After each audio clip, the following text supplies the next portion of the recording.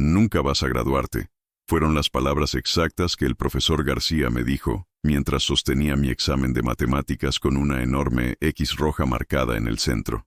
Era marzo de 2019, y yo, Carlos Mendoza, de 16 años, estaba en el último curso del Instituto Público Miguel de Cervantes en Sevilla. El viento de poniente soplaba fuerte esa tarde, colándose por las ventanas abiertas del aula 3B, donde el aire acondicionado llevaba roto desde el curso anterior. Los rayos del sol andaluz se filtraban entre las persianas venecianas, creando patrones de luz y sombra sobre los pupitres desgastados por décadas de estudiantes. Mi sueño es llegar a 1000 inscritos, pero más que un número, quiero construir una comunidad que valore la dignidad y las historias que muchas veces quedan en silencio. Si tú también crees en el poder de la verdad y la esperanza, únete a Dignidad Silenciosa.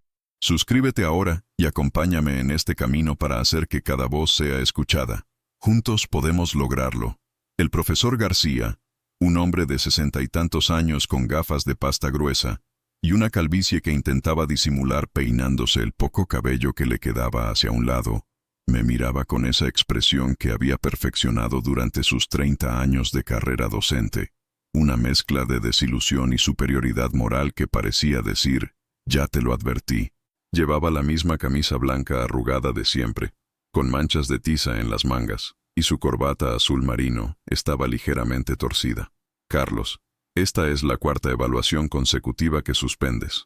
No has entregado ni un solo trabajo de investigación este trimestre, y tus padres ni siquiera se molestan en venir a las tutorías que les solicito.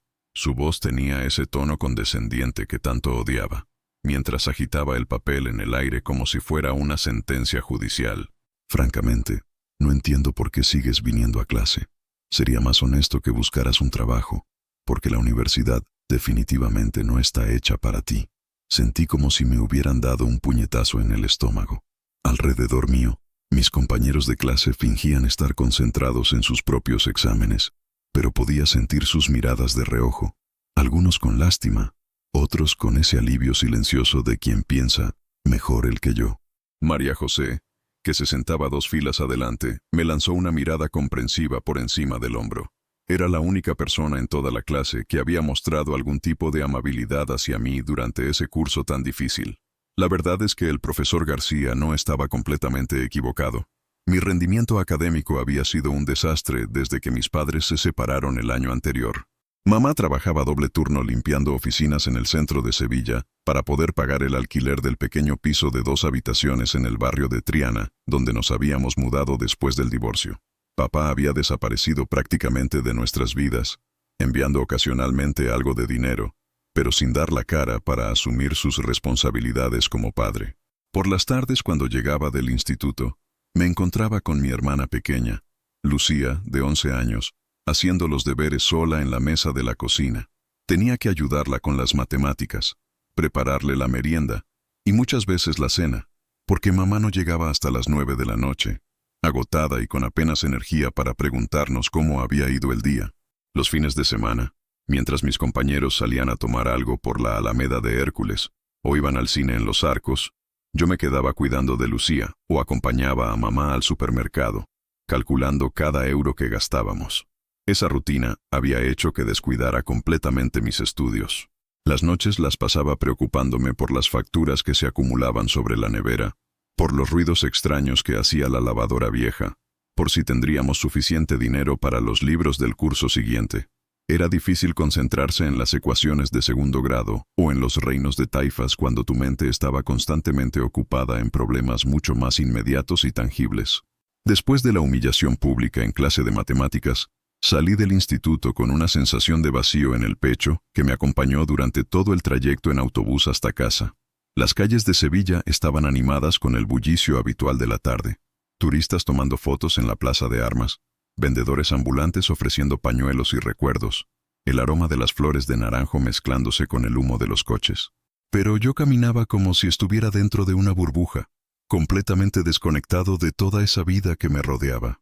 Al llegar al edificio donde vivíamos, un bloque de pisos de los años 70 con la fachada desconchada y las escaleras que crujían con cada paso, me encontré con doña Carmen, la vecina del tercero.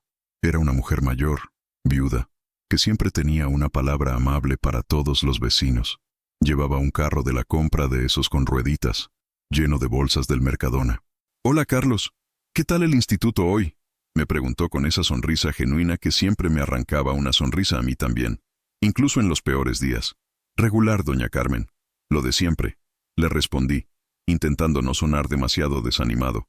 «Bueno, hijo, no te preocupes. Los estudios son importantes, pero hay muchas maneras de salir adelante en la vida. Lo que cuenta es no rendirse nunca». Me dio una palmadita en el hombro y siguió subiendo las escaleras con su carro.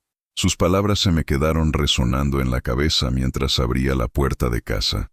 Lucía estaba en su sitio habitual, con los cuadernos extendidos sobre la mesa de la cocina y el pelo recogido en una coleta despeinada.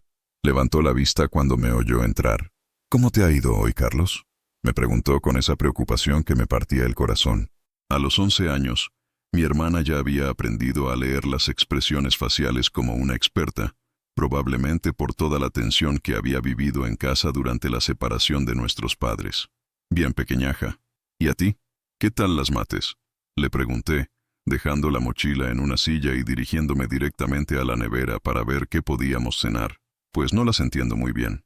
La señorita nos ha explicado las fracciones, pero no sé hacer los ejercicios. Su voz tenía esa frustración característica de cuando se enfrentaba a algo que le parecía imposible de resolver. Me senté a su lado y eché un vistazo al cuaderno. Las fracciones. Algo tan básico, tan fundamental para entender las matemáticas más avanzadas. Y sin embargo, para Lucía representaban un obstáculo enorme. La ironía no se me pasó por alto. Yo, que acababa de suspender un examen de matemáticas de segundo de bachillerato, tenía que explicarle fracciones básicas a mi hermana de 11 años. «Vale, a ver, ¿te acuerdas de cuando partíamos las pizzas en casa?», le pregunté, cogiendo su lápiz y empezando a dibujar círculos en el margen del cuaderno. «Sí, las cortábamos en trocitos para que cupieran mejor en los platos pequeños». «Exacto, pues las fracciones son como esos trocitos. Si tienes una pizza entera y la cortas en 4 partes iguales, cada trozo es un cuarto de la pizza. ¿Lo ves?». Dibujé un círculo dividido en 4 partes y sombreé una de ellas. Los ojos de Lucía se iluminaron con esa chispa de comprensión que tanto me gustaba ver. «Ah, o sea que si me como 2 trozos, me he comido 2 cuartos de la pizza». «Exactamente. Y 2 cuartos también se puede decir como una mitad, ¿verdad?».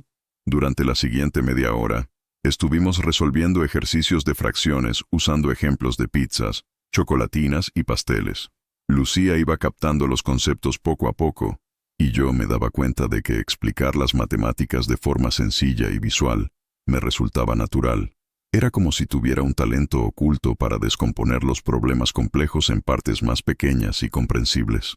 «¿Sabes qué, Carlos?», me dijo Lucía mientras cerraba el cuaderno, ya con todos los ejercicios resueltos. «Explicas mejor que mi profesora. Ella siempre usa números y fórmulas raras, pero tú usas cosas que conozco». Sus palabras me provocaron una sensación extraña. Por un lado, me sentía orgulloso de haber podido ayudarla. Por otro, me hacía pensar en lo diferente que había sido mi experiencia en el instituto. Los profesores siempre explicaban los conceptos de forma abstracta, sin conectarlos con la realidad cotidiana de los estudiantes. Era como si asumieran que todos teníamos el mismo contexto, la misma motivación, las mismas herramientas emocionales para lidiar con la frustración del aprendizaje. Esa noche, después de que mamá llegara del trabajo y cenáramos las croquetas congeladas que habían estado en oferta en el supermercado, me quedé despierto en mi cama, mirando al techo.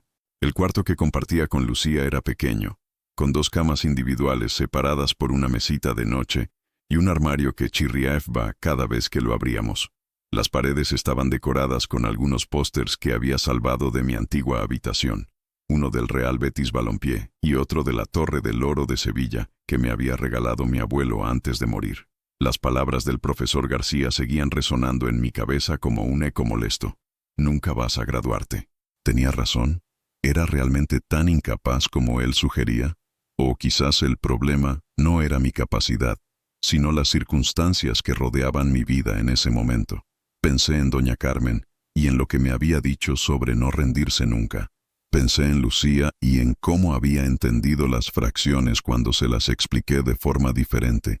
Pensé en mamá, trabajando doble turno para mantenernos a flote, sin rendirse nunca a pesar de lo duro que era todo.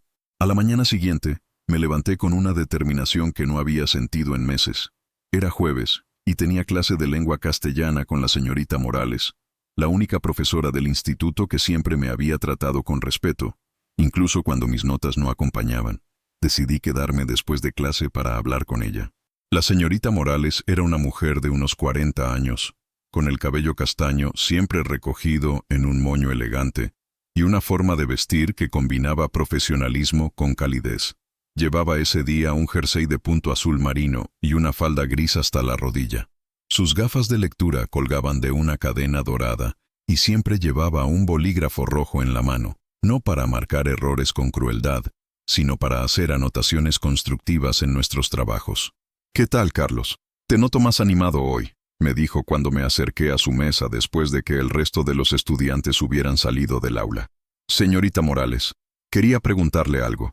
¿Usted cree que es posible aprobar todas las asignaturas en los 2 meses que quedan hasta el final de curso?»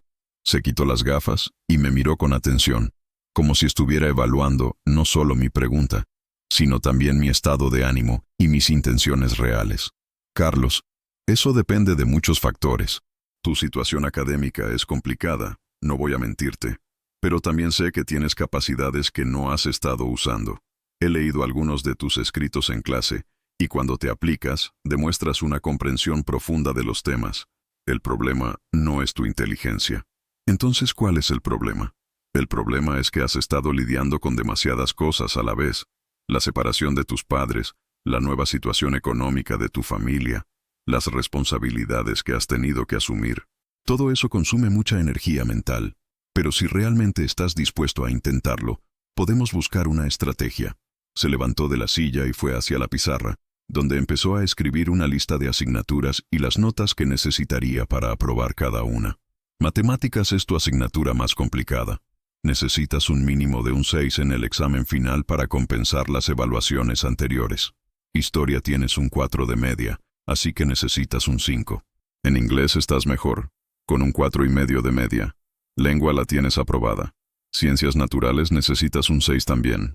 Los números en la pizarra parecían una montaña imposible de escalar, pero por primera vez en meses, no sentí esa desesperanza asfixiante que me había acompañado durante tanto tiempo. «¿Qué tengo que hacer?», le pregunté. «Primero, tienes que organizar tu tiempo de estudio. Segundo, necesitas ayuda específica en matemáticas. Tercero, y esto es lo más importante, tienes que cambiar tu mentalidad. En lugar de estudiar para aprobar y ya está, tienes que estudiar para aprender de verdad. La diferencia es enorme». La señorita Morales me explicó que había un programa de tutorías gratuitas en la biblioteca municipal del barrio de Triana, donde estudiantes universitarios ayudaban a chavales de bachillerato con dificultades académicas. Era algo que no sabía que existía, y me sorprendió descubrir que había recursos de apoyo disponibles de los que nunca nadie me había hablado. «También quiero proponerte algo más», continuó.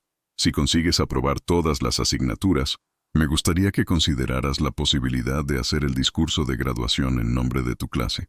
Me quedé paralizado. ¿El discurso de graduación? Era algo que tradicionalmente hacía el estudiante con mejores notas. Alguien como Patricia Ruiz, que había sido delegada de clase durante 3 años consecutivos y tenía una media de sobresaliente en todas las asignaturas. «Pero señorita, yo no soy el mejor estudiante de la clase. Ni siquiera estoy entre los 5 mejores. Carlos, el discurso de graduación no siempre tiene que darlo el mejor estudiante académicamente. Tiene que darlo alguien que tenga algo importante que decir, alguien que haya vivido una experiencia que pueda inspirar a otros. Tu historia de superación, si logras dar la vuelta a esta situación, podría ser exactamente lo que vuestros compañeros necesiten escuchar». Salí del instituto esa tarde con una mezcla de nerviosismo y emoción que hacía tiempo que no sentía. Por primera vez en meses, tenía un objetivo claro y un plan para alcanzarlo, pero también era consciente de la magnitud del desafío que tenía por delante. El programa de tutorías en la biblioteca de Triana resultó ser un salvavidas. Todos los martes y jueves por la tarde, después de ayudar a Lucía con sus deberes y asegurarme de que tenía algo para cenar, cogía el autobús hasta la biblioteca. Era un edificio modernizado recientemente, con grandes ventanales que daban a la calle Betis y mesas de estudio equipadas con enchufes para portátiles y lámparas individuales. Mi tutor de matemáticas se llamaba Alejandro, un estudiante de tercer curso de Ingeniería Informática en la Universidad de Sevilla. Tenía 21 años, llevaba siempre camisetas de bandas de rock alternativo y tenía esa paciencia infinita que solo poseen las personas que realmente disfrutan enseñando. Mira, Carlos, me dijo durante nuestra primera sesión, el problema que tienes con las matemáticas no es que seas malo, es que tienes lagunas en los conceptos básicos. Es como si estuvieras intentando construir una casa sin haber puesto bien los cimientos. Alejandro tenía razón. Durante las siguientes semanas nos dedicamos a repasar conceptos que debería haber dominado en primero de bachillerato. Factorización, sistemas de ecuaciones, funciones lineales. Era frustrante al principio, porque me sentía como si estuviera retrocediendo en lugar de avanzar. Pero poco a poco, empecé a entender cómo todas esas piezas encajaban para formar el puzzle más grande de las matemáticas avanzadas. ¿Sabes qué es lo que más me gusta de trabajar contigo?, me dijo Alejandro una tarde de abril, mientras resolvíamos problemas de trigonometría, que siempre preguntas el porqué de las cosas. No te conformas con memorizar fórmulas, quieres entender la lógica que hay detrás. Era verdad. A diferencia de mis compañeros de clase, que parecían conformarse con aprender las fórmulas de memoria para aprobar los exámenes, yo necesitaba entender el proceso. ¿Por qué funcionaba el teorema de Pitágoras? ¿Cómo se relacionaban las funciones trigonométricas con los triángulos que podía ver en la vida real? Esa curiosidad, que había sido vista como un defecto en el instituto, se había convertido en mi mayor fortaleza.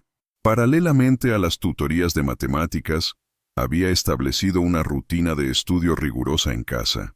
Me levantaba cada día a las 6 de la mañana, 1 hora antes de lo habitual, para estudiar historia y ciencias naturales antes de que Lucía se despertara. Era el único momento del día en que tenía la casa completamente silenciosa, y aprovechaba esa tranquilidad para concentrarme en los temas más difíciles. Mamá se había dado cuenta del cambio en mi actitud, y aunque no hablábamos mucho sobre mis estudios, seguía llegando muy cansada del trabajo. Había empezado a dejarme notas de ánimo en la nevera. «Estoy orgullosa de ti, cariño». O «Sigue así, que lo vas a conseguir», escritas en su letra apresurada en post-its amarillos que se habían convertido en pequeños rayos de sol en mi rutina diaria. Las primeras semanas de mayo trajeron los exámenes parciales, que servían como preparación para las pruebas finales. Matemáticas fue la primera, y recuerdo perfectamente el momento en que el profesor García repartió los exámenes. Su expresión cuando llegó a mi mesa era de sorpresa apenas disimulada. Había sacado un 6,5. «Vaya, Mendoza, parece que por fin has decidido estudiar», me dijo, pero había algo diferente en su tono. Ya no era condescendiente, era más bien sorprendido, como si no hubiera esperado que fuera capaz de mejorar tanto. «Sí, profesor, he estado trabajando duro». «Pues sigue así, pero no te confíes, que el examen final va a ser más difícil». Durante el recreo, María José se acercó a felicitarme. Era la primera vez que hablábamos más allá de los saludos cordiales habituales. «Me alegro mucho de que te vaya mejor, Carlos. Se nota que has estado esforzándote un montón». «Gracias, María José. La verdad es que he tenido que cambiar completamente mi forma de estudiar». «¿Cómo lo has hecho?» «Porque yo también tengo problemas con matemáticas, aunque no tan graves como los tuyos. Perdón, como los que tenías». Le expliqué lo de las tutorías en la biblioteca, y también le conté cómo había empezado a relacionar los conceptos matemáticos con situaciones de la vida real, igual que hacía cuando ayudaba a Lucía con sus deberes. María José me escuchaba con atención genuina, tomando notas mentales de mis sugerencias. «¿Sabes qué?», me dijo antes de que sonara el timbre para volver a clase. «Creo que tienes un don para explicar las cosas. Has conseguido que entienda mejor las derivadas en 5 minutos que en las últimas 3 semanas de clase». Sus palabras me recordaron lo que me había dicho la señorita Morales sobre el discurso de graduación. Empezaba a entender qué había visto en mí, que yo mismo no había sido capaz de reconocer. Los exámenes finales llegaron a principios de junio, con el calor sevillano ya apretando fuerte y los ventiladores del instituto funcionando a máxima potencia para hacer soportable la temperatura en las aulas. Había planificado meticulosamente mi estrategia para cada asignatura. Matemáticas el lunes, historia el miércoles, ciencias naturales el viernes e inglés el lunes siguiente. El domingo antes del primer examen, decidí tomarme el día completamente libre de estudios. Alejandro me había aconsejado descansar antes de la semana más importante del curso. La mente necesita descanso para funcionar al máximo rendimiento, me había dicho. Si has estudiado bien durante estas semanas, ya tienes todo lo que necesitas dentro de la cabeza. Lucía y yo fuimos a dar un paseo por el parque de María Luisa. Era una tarde perfecta de domingo, con las familias sevillanas disfrutando del buen tiempo, niños corriendo alrededor de la fuente y parejas mayores sentadas en los bancos de la glorieta de Becker. Compramos helados en uno de los carritos ambulantes y nos sentamos cerca del estanque de los patos. «Carlos, ¿tú crees que vas a aprobar?», me preguntó Lucía mientras se concentraba en lamer su helado de fresa sin que se derritiera. «No lo sé seguro, pequeñaja, pero he hecho todo lo que he podido. A veces eso es suficiente y a veces no. Lo importante es intentarlo con todas las fuerzas. Yo estoy segura de que lo vas a conseguir, porque eres el mejor hermano mayor del mundo y los mejores hermanos mayores siempre consiguen lo que se proponen». Su confianza ciega en mí me emocionó más de lo que esperaba. Era una responsabilidad enorme saber que alguien creía en ti de esa manera tan incondicional. El lunes por la mañana llegué al instituto 1 hora antes de lo habitual. Quería repasar mis apuntes una última vez y, sobre todo, necesitaba unos minutos de tranquilidad para prepararme mentalmente. El examen de matemáticas constaba de 10 problemas. Cada uno valía un punto, y necesitaba resolver correctamente al menos 6 para aprobar. Cuando el profesor García repartió los exámenes, sentí esa familiar punzada de ansiedad en el estómago. Pero esta vez era diferente. No era el miedo paralizante de los suspensos anteriores, sino la tensión productiva de alguien que sabe que está preparado, pero también entiende la importancia del momento. El primer problema era sobre derivadas de funciones compuestas. Lo leí 2 veces para asegurarme de que entendía exactamente lo que me pedían, y luego empecé a resolverlo paso a paso, aplicando las reglas que había practicado decenas de veces con Alejandro. El segundo problema era sobre integrales indefinidas. El tercero, sistemas de ecuaciones lineales. Uno a uno, los problemas fueron cayendo como fichas de dominó bien alineadas. Cuando sonó el timbre que marcaba el final del examen, había completado los 10 problemas. No estaba seguro de si todos estaban correctos, pero por primera vez en mucho tiempo, salí de un examen de matemáticas sin esa sensación de derrota total que me había acompañado durante tantos meses. «¿Qué tal te ha ido?», me preguntó María José en el pasillo. «Creo que bien. Al menos he podido responder a todo. Ya veremos qué dice el profesor García cuando los corrija. Los resultados se publicarían el viernes, junto con las calificaciones de todas las asignaturas. Fueron los días más largos de mi vida. Intentaba mantenerme ocupado ayudando a Lucía con sus exámenes finales de primaria, que también tenía esa semana, pero no podía evitar darle vueltas constantemente a cada problema del examen, repasando mentalmente cada cálculo para intentar detectar posibles errores. El jueves por la noche, mamá llegó del trabajo con una pizza de una pizzería cercana que habían abierto recientemente en el barrio. Era un gasto extraordinario para nuestro presupuesto familiar, pero dijo que quería celebrar por adelantado nuestros exámenes. «Independientemente de las notas que saquéis», nos dijo mientras repartía las porciones, «estoy muy orgullosa del esfuerzo que habéis hecho los dos. Carlos, el cambio que has dado este trimestre ha sido increíble. Y Lucía, tú también te has portado como una campeona, estudiando sola tantas tardes». Era la conversación más larga que habíamos tenido sobre los estudios en todo el curso. Mamá siempre había estado demasiado agotada o preocupada por otros temas para prestar atención a nuestro rendimiento académico, pero esa noche se tomó el tiempo de escucharnos hablar sobre nuestros exámenes, nuestras expectativas y nuestros miedos. «Mamá», le dije mientras recogíamos los platos, «¿tú crees que papá se enterará de mis notas?».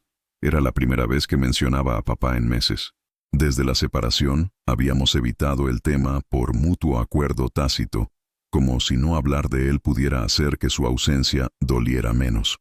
«No lo sé, cariño, pero lo importante no es lo que piense tu padre, sino lo que pienses tú de ti mismo. Has demostrado que puedes conseguir lo que te propongas cuando realmente lo quieres. Eso es algo que nadie te puede quitar». El viernes por la mañana, las listas de calificaciones estaban colgadas en el tablón de anuncios del vestíbulo principal del instituto. Había una multitud de estudiantes alrededor, algunos gritando de alegría, otros con caras de circunstancias. Me abrí paso lentamente hasta llegar a la lista de segundo de bachillerato B. Busqué mi nombre, Mendoza, Carlos, Y ahí estaban las notas. Matemáticas, 7. Historia, 6. Ciencias naturales, 6. Inglés, 5. Lengua castellana, 8. Había aprobado todo. No solo había aprobado, sino que había sacado notas decentes, dignas. La media me daba un 6,4, que me situaba en la parte media alta de la clase. No era el mejor estudiante, ni mucho menos, pero tampoco era el desastre académico que había sido durante el resto del curso. Me quedé allí parado, mirando los números en la lista, hasta que alguien me dio una palmada en la espalda. Era Alejandro, mi tutor de matemáticas. Enhorabuena, campeón. Me enteré por casualidad de que hoy se publicaban las notas y quise pasarme a ver qué tal te había ido. No me lo puedo creer, Alejandro. Un 7 en matemáticas. Hace 3 meses me dijeron que nunca me graduaría, y aquí estoy. Te lo mereces completamente. Has trabajado más duro que cualquier estudiante que haya conocido, y lo más importante, has aprendido a aprender. Esa es una habilidad que te va a servir para toda la vida. Esa tarde, la señorita Morales me llamó a su despacho. Cuando entré tenía una sonrisa que iluminaba toda la habitación. Carlos, enhorabuena. No solo por las notas, que son fantásticas, sino por la transformación personal que has hecho. Has demostrado una determinación y una capacidad de superación que me han impresionado profundamente. Gracias, señorita. Sin su apoyo no habría sido posible. Ahora viene la parte que más me ilusiona. Como te dije hace unos meses, si aprobabas todo, quería proponerte hacer el discurso de graduación. La decisión final la tiene que tomar el consejo de profesores, pero tengo la certeza de que van a estar de acuerdo conmigo. ¿En serio? ¿Cree que es buena idea? Carlos, tu historia es exactamente lo que vuestros compañeros necesitan escuchar. Muchos de ellos van a enfrentarse a dificultades en la universidad, en el mundo laboral, en la vida en general. Tu ejemplo les enseña que es posible dar la vuelta a una situación que parece imposible si uno está dispuesto a trabajar duro y a pedir ayuda cuando la necesita. El Consejo de Profesores aprobó la propuesta esa misma semana. Incluso el profesor García votó a favor, aunque me confesó después que había sido la decisión más difícil de su carrera docente. Mendoza, me dijo un día después de clase, tengo que reconocer que me equivoqué contigo. Cuando te dije que nunca te graduarías, no era solo una evaluación de tus capacidades académicas. Era también mi frustración por no saber cómo ayudarte. Lo siento. Era la primera vez que escuchaba al profesor García disculparse con un estudiante. Me di cuenta de que él también había aprendido algo durante ese proceso. La ceremonia de graduación se celebró en el salón de actos del instituto, un auditorio con capacidad para unas 300 personas que se llenó completamente con familias, profesores y estudiantes. Mamá había conseguido cambiar el turno en el trabajo para poder asistir, y se había puesto su vestido azul marino, el mismo que llevó a la boda de mi tía 3 años antes. Lucía estaba sentada a su lado, con su mejor vestido de domingo, y una sonrisa que no había podido borrar desde que le conté que iba a dar el discurso. El escenario estaba decorado con los colores del instituto, azul y blanco, con una gran pancarta que decía Promoción 2019, Instituto Miguel de Cervantes. Las sillas para los graduados estaban dispuestas en 2 filas en el centro del escenario, y un atril con micrófono esperaba en el lateral derecho, donde yo daría mi discurso. Mientras esperaba mi turno, repasé mentalmente las palabras que había estado preparando durante las últimas 2 semanas. No había escrito un guión completo. En su lugar, había anotado las ideas principales en una tarjeta que llevaba en el bolsillo de la chaqueta que me había prestado mi primo David para la ocasión. El director del instituto, don Antonio Ruiz, un hombre corpulento con una barba gris perfectamente recortada, había hablado durante 15 minutos sobre la importancia de la educación y los desafíos del futuro. Ahora llegaba el momento que todos esperaban, el discurso del estudiante. Y ahora, anunció el director con voz solemne, el discurso de graduación de esta promoción será pronunciado por Carlos Mendoza, quien ha demostrado que el verdadero éxito no se mide solo en calificaciones, sino en la capacidad de superación y el crecimiento personal. Me levanté de mi silla sintiendo cómo el corazón me latía con tanta fuerza que pensé que todo el auditorio podría escucharlo. Caminé hacia el atril intentando mantener la calma, pero consciente de que las casi 300 personas presentes tenían sus ojos puestos en mí. Al llegar al micrófono, busqué con la mirada a mi familia. Mamá tenía lágrimas en los ojos y me hacía gestos de ánimo con las manos. Lucía me saludaba discretamente, con esa sonrisa que siempre conseguía tranquilizarme. También vi a doña Carmen, nuestra vecina, que se había enterado de la ceremonia y había venido a apoyarme. Alejandro estaba en una de las filas del fondo, con el pulgar levantado en señal de aprobación. Respiré hondo, ajusté el micrófono y comencé. Nunca vas a graduarte. Esas fueron las palabras exactas que un profesor me dijo hace apenas 3 meses. Y tenía razón para pensar así. Yo era el estudiante que se saltaba clases, que no entregaba trabajos, que suspendía examen tras examen. Era el ejemplo perfecto de lo que no se debe hacer en bachillerato. Un murmullo recorrió el auditorio. Algunos padres intercambiaron miradas de sorpresa. No era el típico discurso de graduación que esperaban escuchar. Pero hoy estoy aquí, graduándome junto a mis compañeros, porque aprendí algo que va mucho más allá de las matemáticas, la historia o las ciencias naturales. Aprendí que el fracaso no es el final del camino, sino simplemente una señal de que necesitas cambiar de dirección. Vi al profesor García en la primera fila de profesores. Nuestras miradas se cruzaron por un instante y él asintió ligeramente, con una expresión que mezclaba respeto y algo parecido al orgullo. Mi historia no es única. Muchos de nosotros hemos pasado por momentos difíciles durante estos años. Divorcios de padres, problemas económicos, dificultades académicas, presiones familiares, incertidumbre sobre el futuro. Lo que he aprendido es que estos obstáculos no definen quiénes somos, sino que nos dan la oportunidad de decidir quiénes queremos llegar a ser. María José, que estaba sentada en la segunda fila de graduados, me sonreía con esos ojos que habían visto mi peor momento y también mi transformación. Cuando suspendes 4 evaluaciones consecutivas, cuando un profesor te dice que no sirves para estudiar, cuando tu familia está pasando por una crisis y tú tienes que asumir responsabilidades que no te corresponden por edad, es fácil rendirse. Es fácil pensar que no eres suficientemente bueno, que no tienes las capacidades necesarias, que el sistema educativo no está hecho para personas como tú. Hice una pausa, mirando a mi audiencia. Había conseguido su atención completa. Incluso los niños pequeños que habían venido con sus familias estaban callados. Pero la verdad es otra. La verdad es que todos tenemos capacidades diferentes, formas distintas de aprender, ritmos únicos de crecimiento. El problema surge cuando intentamos encajar todos en el mismo molde, cuando asumimos que existe una única manera correcta de ser estudiante, de ser exitoso, de ser válido. Pensé en Alejandro y en cómo había adaptado su método de enseñanza a mi forma particular de entender las matemáticas.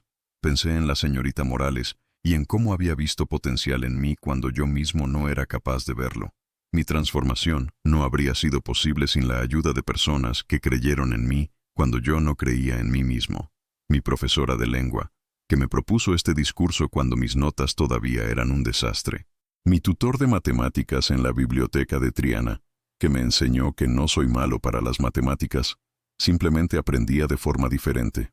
Mi hermana pequeña, que me recordaba cada día que alguien confiaba en mí. Mi madre, que trabajaba doble turno pero siempre encontraba un momento para preguntarme cómo me iba. Mamá ya estaba llorando abiertamente, pero eran lágrimas de orgullo, no de tristeza. Y también quiero reconocer a un profesor que, aunque sus palabras fueron duras, me ayudó a despertar. Profesor García, cuando me dijo que nunca me graduaría, no me estaba condenando, me estaba desafiando. A veces necesitamos escuchar verdades incómodas para reaccionar. El profesor García se llevó la mano al pecho, claramente emocionado. Más tarde me confesaría que nunca había imaginado que sus palabras pudieran tener ese efecto positivo. Compañeros, hoy terminamos una etapa importante de nuestras vidas. Algunos irán a la universidad, otros empezarán a trabajar. Algunos tomarán un año sabático para decidir qué quieren hacer. No importa cuál sea vuestro camino.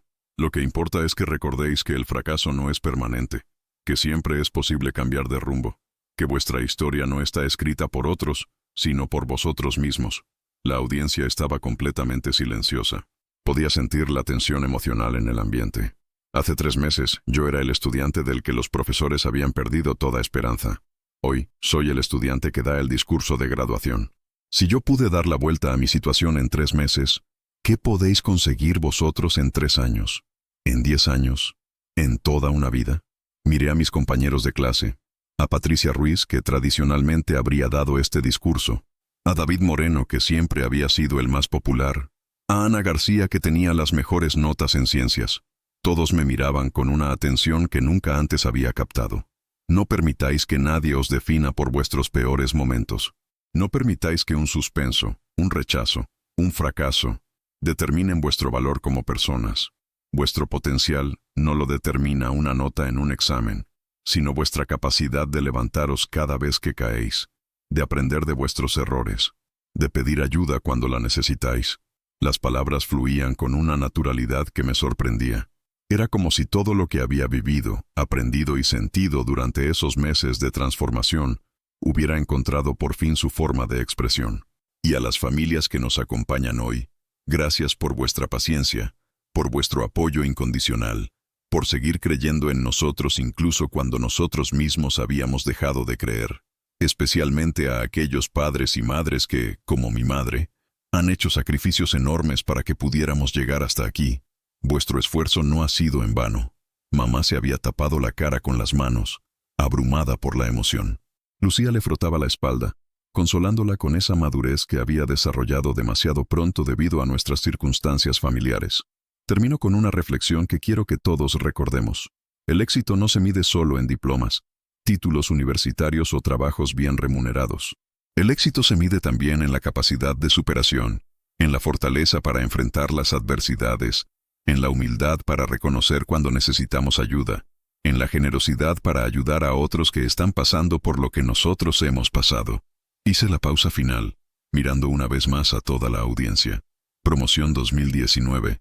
Hemos llegado hasta aquí a pesar de todas las dificultades. Ahora el mundo nos espera. Salgamos a conquistarlo, pero no olvidemos nunca de dónde venimos ni a quiénes dejamos en el camino. Y recordad siempre que, independientemente de lo que os digan, vosotros decidís hasta dónde queréis llegar. Muchas gracias. El silencio que siguió a mis palabras duró apenas unos segundos, pero se me hizo eterno. Luego, el auditorio estalló en una ovación que duró varios minutos. La gente se había puesto de pie, incluyendo a todos los profesores, al director y, por supuesto, a mi familia. Mientras volvía a mi asiento, varios compañeros me dieron palmadas en la espalda y susurraron felicitaciones. Patricia Ruiz, que podría haber sentido algún resentimiento por no haber sido ella quien diera el discurso, se acercó y me dijo: «Ha sido perfecto, Carlos. Exactamente lo que todos necesitábamos escuchar». El resto de la ceremonia pasó como en un sueño. La entrega de diplomas, las fotos oficiales, los abrazos con profesores y compañeros. Pero lo que más recuerdo es el momento en que el profesor García se acercó a mí al final del evento. «Carlos», me dijo, con una expresión más seria de lo habitual, «quiero pedirte disculpas públicamente. Mis palabras fueron inapropiadas, y aunque no era mi intención, pudieron haberte causado mucho daño. El hecho de que hayas logrado transformar esa experiencia negativa en motivación para cambiar dice mucho más de ti que de mí. Profesor, no tiene que disculparse». Sus palabras me dolieron en su momento, pero también me hicieron reaccionar. A veces necesitamos que nos sacudan para despertar. Aún así, he aprendido una lección importante sobre el poder de las palabras de un profesor. Voy a ser más cuidadoso en el futuro. Hizo una pausa y luego añadió: «¿Tienes pensado qué vas a estudiar en la universidad?» «Todavía no estoy seguro. Había pensado en psicología o tal vez magisterio. Me gusta ayudar a la gente a aprender, especialmente a quienes tienen dificultades. Creo que serías un gran profesor. Has demostrado una capacidad natural para explicar conceptos complejos de forma sencilla, y tu experiencia personal te daría una perspectiva muy valiosa». Esa conversación plantó una semilla que crecería en los años siguientes. La celebración familiar fue sencilla pero emotiva. Mamá había preparado una cena especial con todos mis platos favoritos: gazpacho andaluz, jamón serrano, tortilla española y, de postre, tocino de cielo de una pastelería del barrio. Habíamos invitado a doña Carmen, que trajo una botella de manzanilla que había estado guardando para una ocasión especial. «Brindemos», dijo mamá levantando su copa. «Por Carlos, por su graduación, pero sobre todo por habernos demostrado a todos que nunca debemos rendirnos». «Por Carlos», repitieron todos, incluida Lucía con su vaso de Coca-Cola.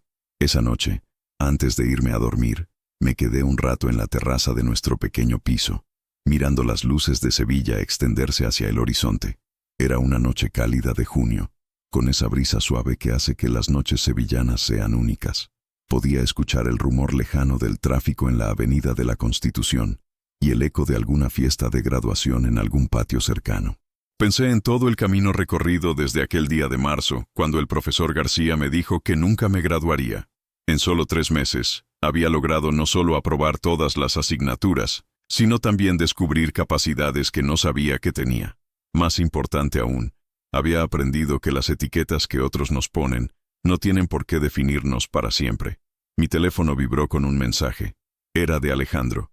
Enhorabuena otra vez, campeón. Has sido increíble hoy. Te espera un futuro brillante. También había mensajes de varios compañeros de clase, de la señorita Morales, e incluso uno de mi primo David, que había estado en la ceremonia. Primo, me has emocionado hasta las lágrimas. Estoy súper orgulloso de ti. Pero el mensaje que más me impactó fue uno que no esperaba. Era de un número que no tenía guardado, pero que reconocí inmediatamente cuando leí el contenido. Hijo, he visto un vídeo de tu discurso que alguien subió a Facebook. Estoy muy orgulloso de ti. Me gustaría que habláramos pronto. Te quiere, papá. Me quedé mirando la pantalla durante varios minutos. Durante todo ese proceso de transformación, había aprendido a no depender de la aprobación de mi padre, a encontrar mi propia motivación interna. Pero su reconocimiento, después de tantos meses de silencio, tocó una parte de mí que no sabía que todavía estaba esperando esas palabras. Le enseñé el mensaje a mamá. Ella lo leyó con una expresión compleja, mezcla de sorpresa, cautela y algo que podría haber sido alivio. ¿Qué piensas?, le pregunté. Pienso que eres lo suficientemente maduro para decidir si quieres tener esa conversación o no. Lo que ha pasado entre tu padre y yo no tiene que condicionar la relación que tú quieras tener con él. Pero también pienso que no necesitas su aprobación para validar lo que has conseguido. Tenía razón. El reconocimiento de papá me alegraba, pero ya no era algo que necesitara desesperadamente. Había aprendido a valorarme a mí mismo, a reconocer mis propios logros, a ser mi propio juez más importante. Los meses siguientes fueron de planificación para el futuro. Decidí tomarme un año sabático antes de empezar la universidad. Quería trabajar para ahorrar dinero y ayudar a mamá con los gastos familiares, pero también quería reflexionar sobre qué carrera estudiar realmente. Conseguí un trabajo de media jornada en una academia de apoyo escolar del centro de Sevilla, ayudando a estudiantes de ESO y bachillerato con matemáticas y ciencias. Era perfecto para mí. Podía aplicar todo lo que había aprendido sobre diferentes formas de enseñar y aprender, y al mismo tiempo ganaba un sueldo decente que contribuía significativamente a la economía familiar. Mis estudiantes eran, en muchos casos, versiones más jóvenes de mí mismo, chavales con dificultades académicas, problemas familiares, baja autoestima, convencidos de que no servían para estudiar. Trabajar con ellos me confirmó que quería dedicarme profesionalmente a la educación, pero desde una perspectiva diferente a la tradicional. Uno de mis estudiantes, un chaval de 15 años llamado Javier, me recordaba especialmente a mí mismo. Venía de una familia con problemas económicos, había repetido un curso, y tenía esa actitud defensiva típica de quien ha escuchado demasiadas veces que no es suficientemente bueno. «Es que no entiendo por qué tengo que estudiar esto», me dijo un día durante una sesión de matemáticas.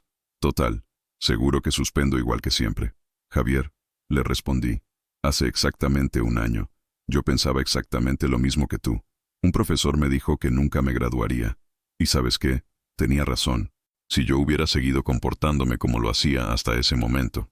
Le conté mi historia completa, los suspensos, la humillación pública, la decisión de cambiar, las tutorías en la biblioteca, los meses de trabajo duro, y finalmente, el discurso de graduación. Javier me escuchaba con los ojos cada vez más abiertos. «¿En serio te dijeron eso? ¿Y de verdad diste el discurso de graduación? Te enseño el vídeo si quieres». Mi primo lo grabó y está en YouTube. Ver mi propia historia reflejada en Javier me ayudó a entender algo importante. Mi experiencia no había sido solo para mi propio crecimiento personal. También me había preparado para ayudar a otros que estuvieran pasando por situaciones similares. Era como si todo hubiera tenido un propósito más grande del que había imaginado inicialmente. Durante ese año sabático también retomé la relación con papá, aunque de forma gradual y con límites claros. Quedábamos una vez al mes para almorzar y hablar. No era la relación padre-hijo tradicional que habíamos tenido antes de la separación, pero era honesta y basada en el respeto mutuo más que en la dependencia emocional. «Carlos», me dijo durante una de esas comidas, «quiero que sepas que el hombre que pronunció ese discurso de graduación no se parece en nada al hijo que yo conocía hace 2 años. Has madurado de una forma que me sorprende y me enorgullece. Papá, las circunstancias nos obligan a crecer. No tuve otra opción que madurar si quería salir adelante. Pero no todo el mundo responde igual ante las mismas circunstancias. Tú elegiste crecer en lugar de hundirte. Eso tiene mucho mérito. Al final de mi año sabático, decidí estudiar psicología con especialización en psicología educativa.